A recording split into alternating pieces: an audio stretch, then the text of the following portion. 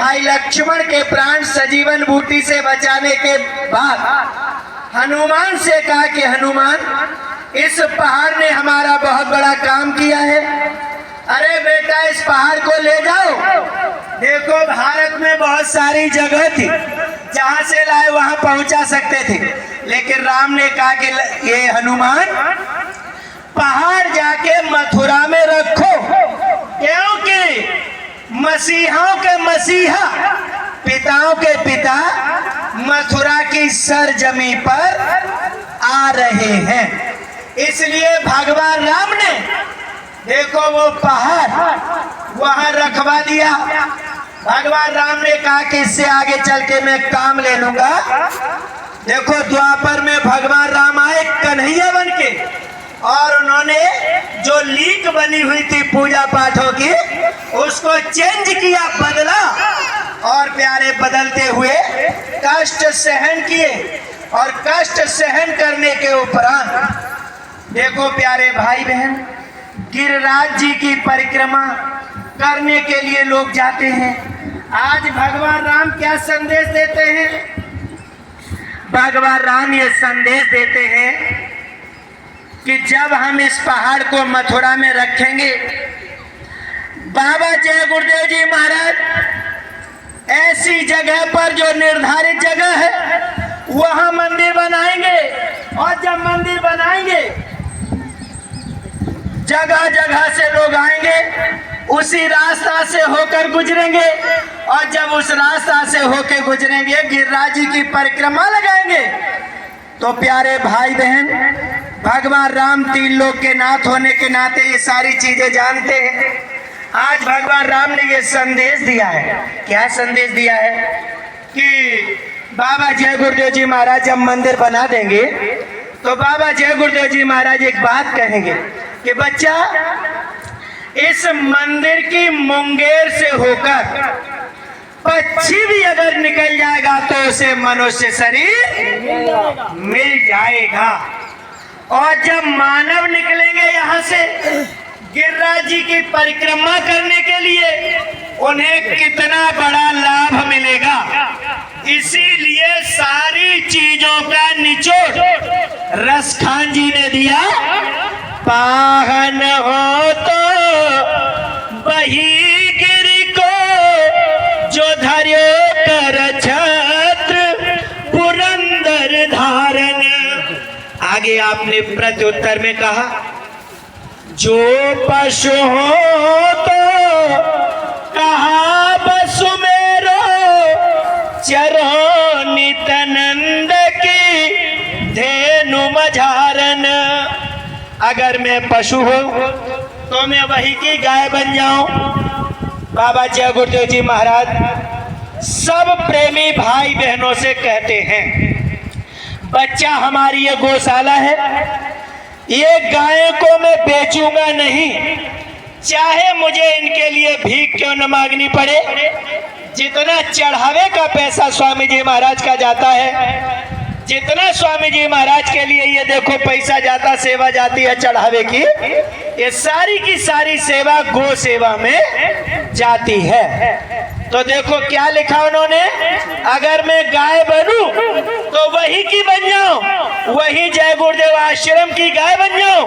अरे धर धर की गाय बन जाऊंगी तो कम से कम मंदिर का दर्शन दीदार, और देखो ये सारी चीजों का दर्शन दीदार हो जाएगा। आगे चल के ये मनुष्य जन्म सफल हो जाएगा। प्यारे भाई बहनों, आगे क्या कहा, जो खग हो तो, निवेदन है सभी के चरणों में। प्यारे भाई बहनों, कल्याण कहां से निर्धारित है? अगर ये महात्माओं के आशीर्वचनों पर ध्यान नहीं दिया गया। प्यारे भाई बहन, थोड़ा इसलिए सब लोग जानकार हैं। जो खग हो तो बसेरो करो मिल, कालिंदी कूल कदम्ब की डारन। अगर मैं पक्षी बनूं तो केवल यमुना जी का किनारा रहे, कदम्ब के पेड़ रहे। ये दो चीजें प्यारे भाई बहनों मथुरा में ही मिलेंगी, अन्यत्र ये चीजें कहीं दूसरी जगह मिलने वाली नहीं है। हमने आपको ये कुछ प्रमाण, समय देखो कम होने के कारण सबको गंतव्य की तरफ प्रस्थान भी करना ससमय, पूरी बात हो जाए, सब लोग समझदार हैं। केवल जय गुरुदेव बाबा का परिचय, आश्रम का परिचय दिया मैंने आपको। सारी चीजों का निचोड़ कुल मिला के ये आ रहा है कि जहां ये मंदिर बनाया गया है, सारे चीजों के हमने आप सभी को दृष्टांत दिए। अब यहाँ से हम सब लोगों को बैठ के संज्ञान लेना है कि वास्तव में ये बात अगर सही है तो देखो ये रसखान जी जो हैं इसके लिए प्रत्युत्तर में एक बात और कह रहे हैं। या लकुटी और कामरिया पे राजती हूँ पुर के तजडारो, आठों सिद्धि नवोनिधि के सुख, नंद की धेनु चराई बिसारो। आज रसखान जी कहते हैं केवल और केवल अगर नंद बाबा की गाय चराने के लिए मिल जाए, नंद बाबा की गाय केवल द्वापर में मिलेंगी, कल युग में तो नहीं मिलेंगी। कल युग में मिलेंगी जय गुरुदेव बाबा की गाय। सीधी सी बात है, अच्छे से सुन लिया जाए इसे। प्यारे भाई बहनों, सीधा लिखा है, या लकुटी और कामरिया पे राजपतिहुपुर के तजदारो, आठों सिद्ध नवोनिधि के सुख, नंद की धेनु चराए बिसारो।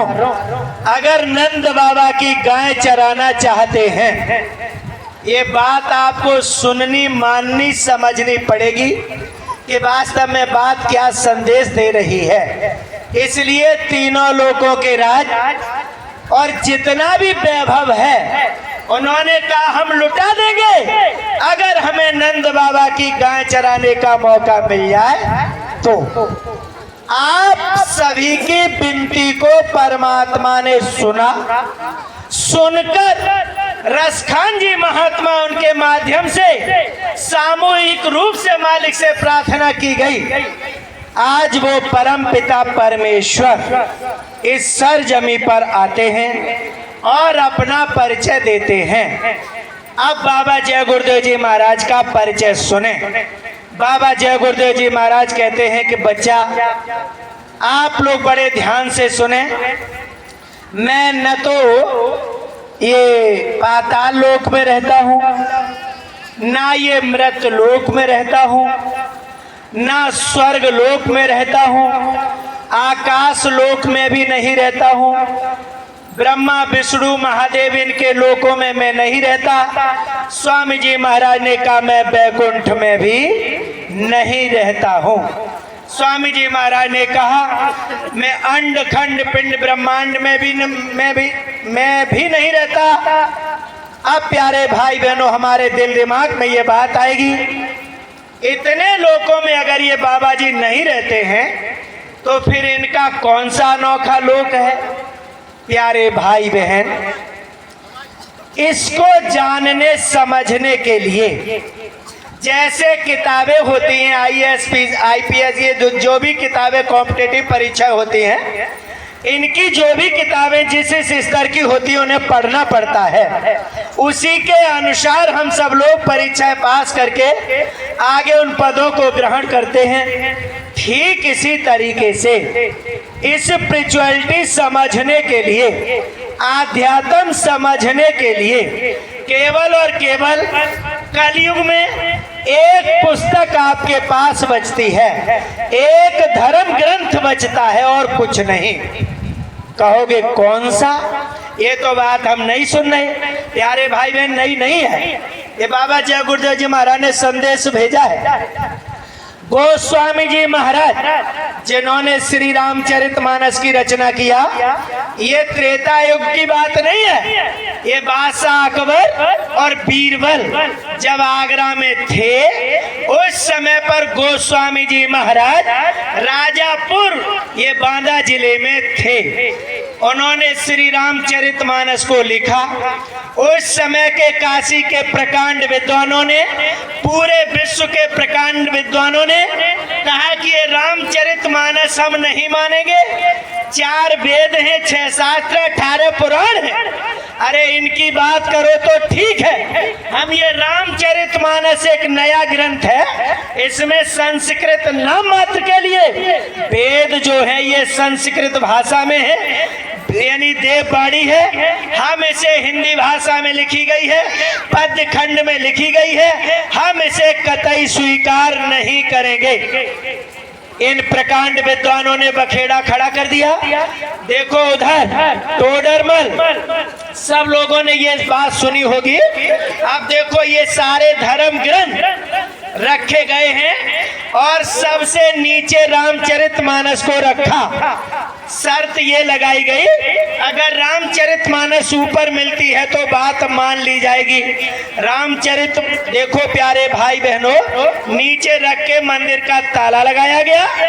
भोर में जब ताला खोला, रामचरितमानस ऊपर मिलती है और सारे वेद शास्त्र नीचे हो जाते हैं।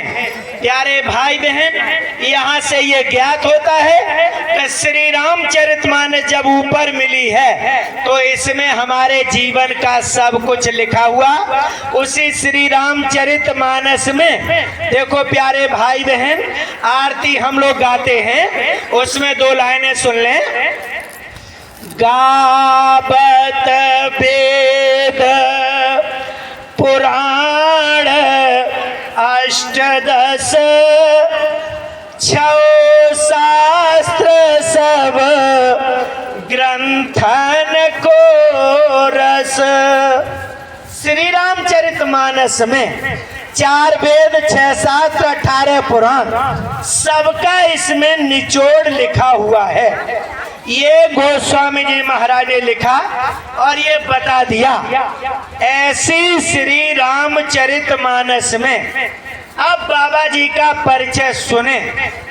स्वामी जी महाराज इन लोगों में कहीं नहीं रहते हैं, इसलिए हम सब लोगों की समझ में इतनी जल्दी नहीं आ पा रहे हैं, लेकिन इनको समझने के लिए थोड़ा सुनना जरूर पड़ेगा।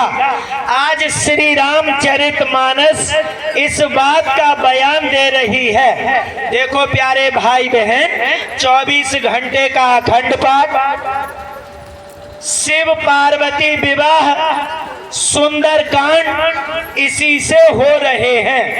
प्यारे भाई बहन, उसी श्री रामचरितमानस में लिखा हुआ है क्या? एक अनीह अनामा अज सच्चिदानंद प्रभु धामा। एक अनीह अनामा, श्री रामचरितमानस में यह जिक्र मिलता है कि जो सबका परम पिता परमेश्वर है उसको कहते हैं अनामी महाप्रभु। अब बाबा जी परिचय अपना दे रहे हैं। मैं हूँ आदि अनादि अमाया, रहूं मौज में अधर समाया। तीर्थम आगम रूप में धारा, दूसर अलख पुरुष हुआ न्यारा। तीसर सत पुरुष में भया, याही से रचना रच लिया।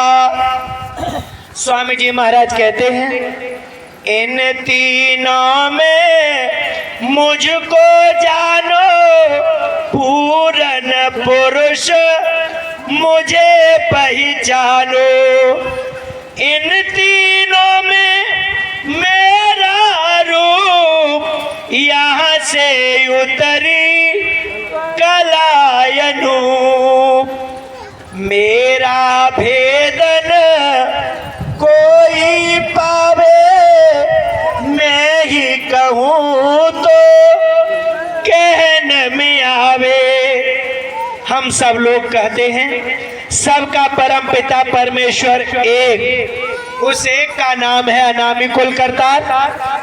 अनामी से अगम, अगम से अलग, अलग से सतपुरुष, सतपुरुष से प्यारे भाई बहन। 16 लोकों का विस्तार होता है। 16 में 12 का भेद गुप्त रखा गया है, 4 का भेद केवल महात्माओं ने खोला है। 16 में सबसे छोटे पुत्र, उनका नाम है निरंजन भगवान। निरंजन भगवान को ही राम कहते हैं, निरंजन भगवान को ही कृष्ण कहते हैं, निरंजन भगवान को ही नरसिंह भगवान कहते हैं, कच्छप भगवान कहते हैं, मत्स्य भगवान कहते हैं, परशुराम भगवान कहते हैं, गौतम बुद्ध भगवान कहते हैं, महावीर स्वामी कहते हैं और मोहम्मद साहब कहते हैं। जैनियों में जो 24 तीर्थंकर आए हैं वो निरंजन भगवान को ही कहते हैं। प्यारे भाई बहनों, थोड़ा संज्ञान लें और इस चीज को यानी थोड़ा याद करने का प्रयास करेंगे। याद करते हुए इसे मनन करेंगे कि ये बात सही है या गलत है। बाबा जी का परिचय समझ रहे हैं, यानी सबसे पहले अनामी कुल करतार, इसके बाद सतपुरुष। देखो सतपुरुष के 16 बेटे, सबसे छोटे पुत्र हैं, उनका नाम है निरंजन भगवान। निरंजन भगवान के जो अभी हमने आपको नाम गिनाए, हिंदुओं में 10 अवतार जो है वो निरंजन भगवान के, और ये गौतम बुद्ध, महावीर स्वामी, मोहम्मद साहब 24, ये जैनियों में 24 तीर्थंकर, ये सभी निरंजन भगवान के अवतार हैं। बाबा जय गुरुदेव जी महाराज ने आपके लिए परिचय भेजा है, संदेश भेजा है। जो निरंजन भगवान हैं उनकी धर्म पत्नी का नाम है सीता, आद्या महाशक्ति।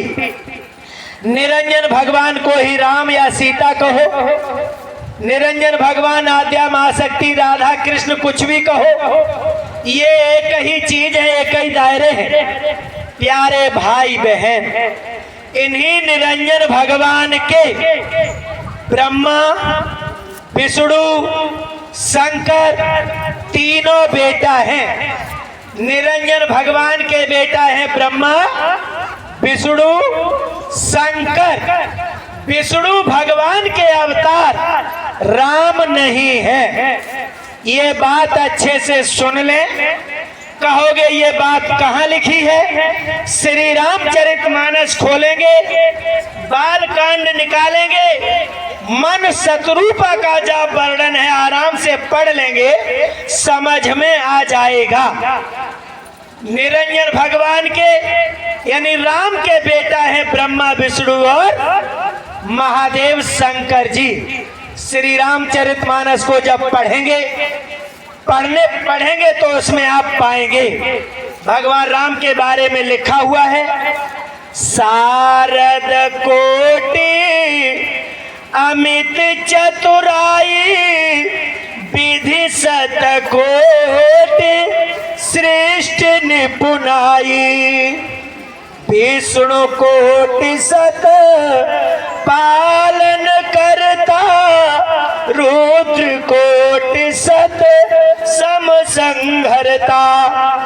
करोड़ों सरस्वती माँ जो होती है विद्या की दाता है, करोड़ों सरस्वती, करोड़ों ब्रह्मा, करोड़ों विष्णु, करोड़ों शंकर, राम अमित गुण सागर, था कि पावे को संतन सन जस कछु सुना, सो तुम्हें सुनायब सोय।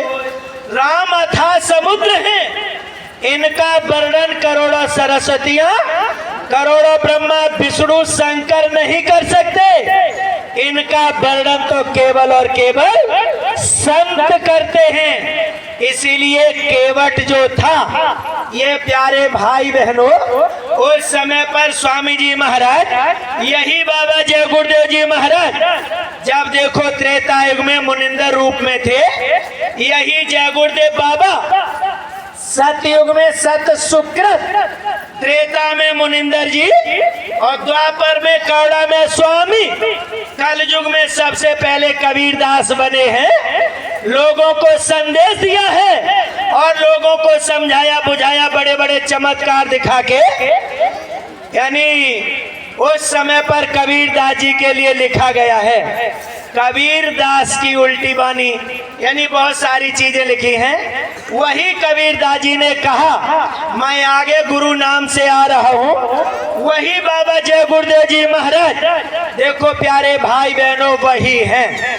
अब आगे का जिक्र सुने। मुनिंदर जी से नामदान लेकर ये देखो केवट उस समय पर नाव चला रहा। भगवान राम देखो उधर जब पहुंचे, बड़े बड़े लोग इनके बारे में नहीं समझ पा रहे।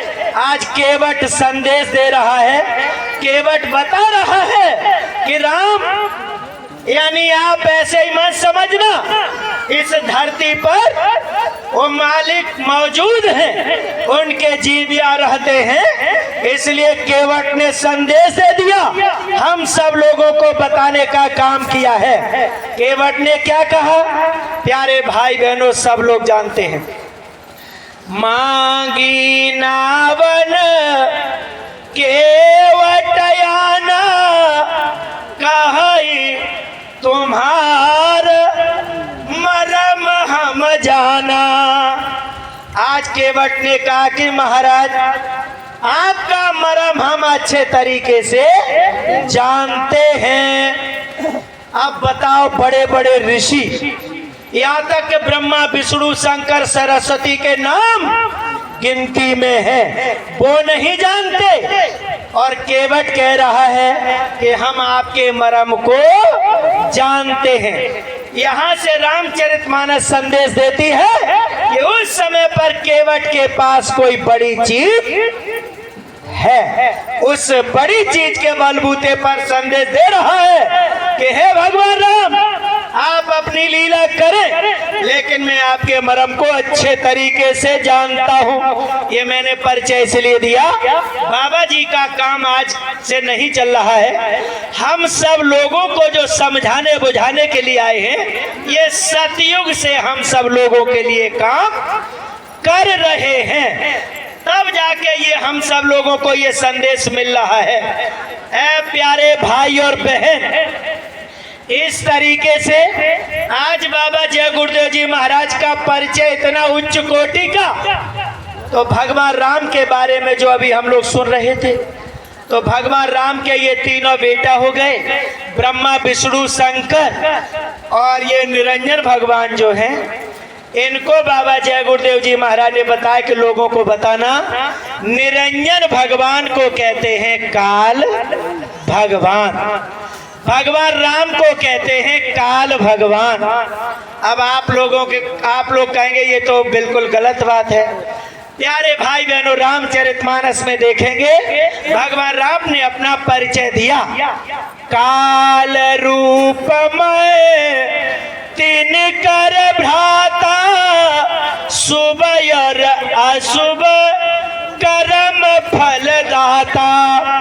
अच्छा करोगे तो अच्छा दूंगा, बुरा करोगे तो बुरा दूंगा, मुक्ति मोक्ष मेरे बस की बात नहीं है। कहोगे कि ये बात कैसे मान ली जाए? सबरी अपने गुरु के समय से इंतजार कर रही है। सबरी ने राम के चरण पकड़े और कहा कि हे मालिक, हम बड़े दिन से इंतजार में हैं, आपका दर्शन हुआ, अब मेरी आत्मा का कल्याण कर दो। भगवान राम ने कहा, सबरी मेरी बात सुन ले, हम तो कल्याण नहीं कर सकते, केवल अच्छे बुरे का फल देने का अधिकार है। सबरी ने कहा कि मालिक, मुझे तो आत्म कल्याण चाहिए। भगवान राम ने कहा कि तो सबरी हमारी बात सुन ले। क्या कहा भगवान राम ने? प्रथम भगति संतन कर संगा दूसर रति मम कथा प्रसंगा। हे सबरी, अगर आत्म कल्याण चाहती है तो तुझे संतों के पास जाना पड़ेगा। सीधा राम ने कह दिया, बिल्कुल अपने पास गेंद नहीं रखी। प्यारे भाई बहन, इस तरीके से नवदा भक्ति का उपदेश देते हुए 7वें पॉइंट पर कह रहे हैं, सातों सौ मोहे मैं जग देखा, मोते अधिक संत कर लेखा। ये बात सही है कि हर इस व्यापक सर्वत्र समान हम सब जगह मौजूद हैं, कण कण में हैं। लेकिन हे सबरी, मैं कण कण में मौजूद जरूर हूं, लेकिन हमसे ज्यादा बड़े तो संत हैं। ये भगवान राम ने परिचय दिया, सबरी से दिया। अब हम लोगों के मन में फिर प्रश्न जगेगा, अरे सबरी तो वो वैसी थी नारी, अरे उसका प्रमाण हम कैसे मान लें? भगवान राम तो हमारे तारनहार हैं। प्यारे भाई बहनों, हम भी कह रहे तारनहार हैं। भगवान राम हमारे पिताजी हैं, इनकी जो धर्म पत्नी है वो हमारी माताजी हैं। ये हमारे सब कुछ नहीं है। आत्मा जो है हम सब लोग, चाहे पुरुष हो चाहे स्त्री, सबके अंदर आत्मा रूपी स्त्री लड़की निवास करती है। ये आत्मा रूपी बच्ची, लड़की कन्या कहो, कन्या के लिए तो वर चाहिए। भगवान राम हमारे लिए पिता हैं, 3 लोक के नाथ हैं। भगवान राम की बात हम सब लोगों को माननी पड़ेगी। आज पिता होने के नाते, जैसे पिता का फर्ज होता है कि हम अपनी बिटिया के हाथ पीले कर दे, सिर पे कर्जा हो जा, अच्छे घर में डाल दे। प्यारे भाई बहन, ऐसे ही भगवान राम कह रहे कि हे सबरी, अगर तुझे अपना पिया चाहिए, अगर तुझे अनामी कुलता करतार चाहिए, तो तुझे संत के पास जाना पड़ेगा। हम नहीं मानेंगे, सबरी तो स्त्री है, कोई और प्रमाण बताओ भाई, मान लेंगे। प्यारे भाई बहन, भगवान राम और लक्ष्मण ऐसे ही पंचवटी पर बैठे हुए हैं। एक बार प्रभु सुख आसीना, लक्ष्मण बचन कहे छलहीना। पृथ्वी का भार ओढ़ने वाले लक्ष्मण ने कहा, हे मालिक, हम आपको अपना भगवान मानते हैं, हम आपको अपना सर्वस्व मानते हैं। ईश्वर जीव भेद प्रभु सकल कहो समझाए, चाहते होई चरण रति शोक मोह भ्रम जाए। बैठ जा थोड़ी देर। शेषावतार लक्ष्मण जो पृथ्वी का भार ओढ़े हुए हैं, आज शेषावतार लक्ष्मण के मन में 3 प्रश्न हैं। शोक है, मोह है, भ्रम है। हम लोगों की कोई गिनती प्यारे भाई बहनों नहीं है। आज लक्ष्मण जी ने जब ये बात कही कि मुझे ये सारी चीजें व्याप रही हैं, मुझे शंका है, क्योंकि जब से सृष्टि की रचना हुई है तब से मैं भार ओढ़े हुए हूँ और मैं देख रहा हूँ लोगों ने हड्डियां गला दिया, लेकिन इस जीवात्मा का उद्धार ये लौट लौट के आते हमारे ऊपर है। कहीं से भी जाए, कोई रूप रखे आएंगे, यहीं किसी जीव का हम उद्धार होता नहीं देख पा रहे हैं।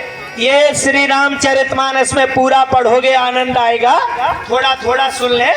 भगवान राम कह रहे कि हे लखन, तुम मेरे सुहृद हो, मेरे भाई हो, इसलिए भैया से बात छिपाना गलत है। चाहे कितना बैरी भैया हो, उससे भेद छिपाना। आज लक्ष्मण इस नाते, वो राम इस नाते लक्ष्मण से भेद कह रहे। थोरे ही माह सब कहाँ बुझाई, सुनहु तात मन चित लाई। थोड़े में कहूँगा, क्योंकि अगर ज़्यादा कहूँगा लोग समझ लेंगे, इसलिए थोड़े में ही बता रहा हूँ। भगवान राम ने कहा कि हे लखन, जाते बेगे द्रवों में भाई है, इसमें बहुत कुछ आप पढ़ना जरूर, मैं शॉर्ट में बता रहा हूँ। जाते बेगी द्रवों में भाई, सो मम भगति भगत सुखदाई, जिससे मैं जल्दी खुश होता हूँ वो है भक्ति। ज्ञान और वैराग्य से मैं खुश नहीं होता, क्योंकि ये तो बूढ़े हो गए, भक्ति जवान है। देखो भगवान राम ने कहा कि लखन, अगर मैं वश में होता हूँ तो केवल भक्ति से। अब लक्ष्मण चौंक गए, बोले मालिक ये भक्ति कहाँ मिलेगी? भगवान राम उत्तर में कह रहे, भगति तात अनुपम सुख मूला, मिलहि जो संत होय अनुकूला। अगर संत दया कर दे तो भक्ति सहज ही में मिल जाएगी। ये तो भगवान राम ने अपने सगे भाई लक्ष्मण से कहा। जब राम ने सारा काम कर दिया, उधर देखो अयोध्या में गए, एक बार रघुनाथ बुलाए, गुरु द्विज पुरवासी सब आए। जितने अयोध्या में ब्राह्मण स्त्री पुरुष सब आए, और इनके कुल गुरु वशिष्ठ आए, इनके स्वयं के गुरु विश्वामित्र आए। प्यारे भाई बहनों, पढ़ना जरूर, उत्तर कांड में राम गीता है, उसमें क्या मिलता है। भगवान राम ने कहा, देखो आप सब लोगों को ये जानकारी अब तक है कि स्वर्ग में चले जाएंगे। कुछ लोग केवट के ऊपर ढाल के कहते हैं कि सांझ सवेरे प्रभु दर्शन दीजो, हमें छवैयो बैकुंठ मढ़ैया। कुछ लोग इस तरीके से कीर्तन गाते हैं, अच्छे से सुन लिया जाए। स्वर्ग और बैकुंठ का सुंदर तरीके से श्री रामचरितमानस में जो भगवान राम ने जिक्र किया है, उसे बड़े अच्छे तरीके से सुने। भगवान राम ने अपने कुल गुरु वशिष्ठ, स्वयं के गुरु विश्वामित्र से कहा, सभी ब्राह्मणों से कहा कि मेरी बात कान खोल के सुन लो। या बड़े भाग्य मानुष तन पावा, सुर दुर्लभ सद ग्रंथन गावा। मनुष्य शरीर बड़े भाग्य से मिला है, देवताओं को भी ये दुर्लभ है। कैसे? आगे भगवान राम कहते हैं, यह नर तन कर फल विषय न भाई, स्वर्ग स्वल्प अंत दुखदाई। भगवान राम ने लिखित प्रमाण दे दिया कि स्वर्ग का भी फल बहुत थोड़ा है, अंत में दुख देने वाला है। क्यों? तप के चूके राज्य मिलत है, और राज्य के चूके नरका। पुण्य छिड़े मृत्यु लोके। प्यारे भाई बहनों, स्वर्ग में जाएंगे, अच्छे कर्म जो किए हैं उनका भोग करेंगे, फिर यहाँ आएंगे, अच्छे घर में जन्म हो जाएगा, उल्टे करेंगे कर्म, और प्यारे भाई बहनों सीधे 4 खान 84 लाख योनियों में चले जाएंगे। इसलिए भगवान राम ने साफ कह दिया कि स्वर्ग के धोखे मत रहना, स्वर्ग स्वल्प अंत दुख। स्वर्ग का भी फल बहुत थोड़ा है, अंत में दुख देने वाला है। इसलिए मेरी बात ध्यान से सुन लो। सब अयोध्या वासियों को, अपने गुरु और कुल गुरु को संदेश भगवान राम ने चलते चलाते दिया। क्या दिया? अगर मेरी बात आपको अच्छी लग रही है, आत्म कल्याण चाहते हो, तो भगवान राम ने कहा आप सभी लोगों को भक्ति करनी पड़ेगी। भक्ति स्वतंत्र सकल गुण खानी, बिनु सतसंगन पावहि प्राणी। पुण्य पुंज बिन मिलहि न संता, सतसंगति संसृति कर अंता। जब तक सत्संग नहीं मिलेगा तब तक प्यारे भाई बहनों भक्ति नहीं मिलेगी। भगवान राम ने एक परिचय और दिया भक्ति के बारे में। आप चाहे कितना भी सुखी हो लें, आप चाहे कितनी भी पूजा पाठ कर लें, भगवान राम ने इसके लिए कलमबद्ध बयान दिया। भगति बिना सब सुख गुण ऐसे, लवण बिना बहु व्यंजन जैसे। नमक के बिना जैसे व्यंजन बेकार हैं, ऐसे ही भक्ति के बिना सारी पूजा पाठ बेकार है। प्यारे भाई बहन, ये श्री रामचरितमानस में जिक्र मिलता है। अब जब ये जिक्र मिलता है तो इसी जिक्र के अंतर्गत बाल कांड में फिर हम सब लोग आगे बढ़ेंगे। जब नाम की महिमा पढ़ेंगे तो बाल कांड में जैसे ही नाम की महिमा पढ़ेंगे, गोस्वामी जी महाराज ने राम और नाम की तुलना की है। आप लोग पढ़ना जरूर। नाम की महिमा राम की तुलना नाम से की है। तो गोस्वामी जी महाराज उसी श्री रामचरितमानस में लिखते हैं, कहाँ कहाँ लगी नाम बड़ाई, राम न सकहे नाम गुण गाई। हम नाम की महिमा का विस्तार कहाँ तक करें? राम भी नाम की महिमा का गुणगान नहीं कर सकते हैं। ये श्री रामचरितमानस में आपको चौपाई मिलेगी। प्यारे भाई बहनों, इसलिए चरण चूम के प्रार्थना है कि जब राम नाम का गुणगान नहीं कर सकते हैं, इसका मतलब ये है कि बात तो कोई न कोई है। अब बात जो है वो है क्या? अब बात यहाँ पर ये फंसती है कि ये सत्संग क्या है और ये संत क्या है।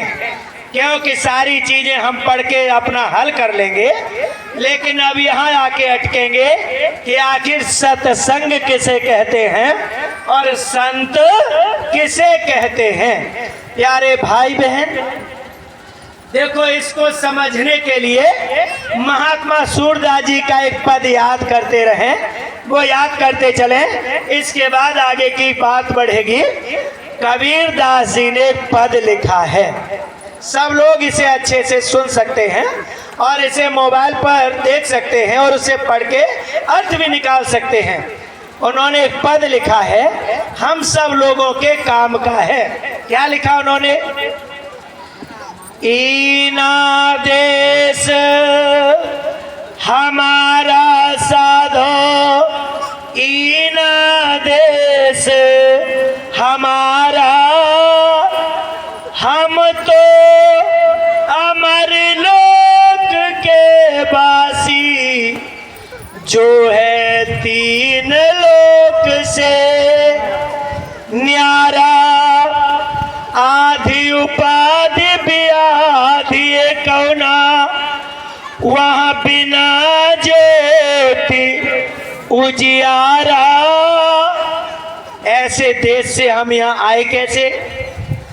तप कर हमें निरंजन लाए, झांझरी दीप मझारा।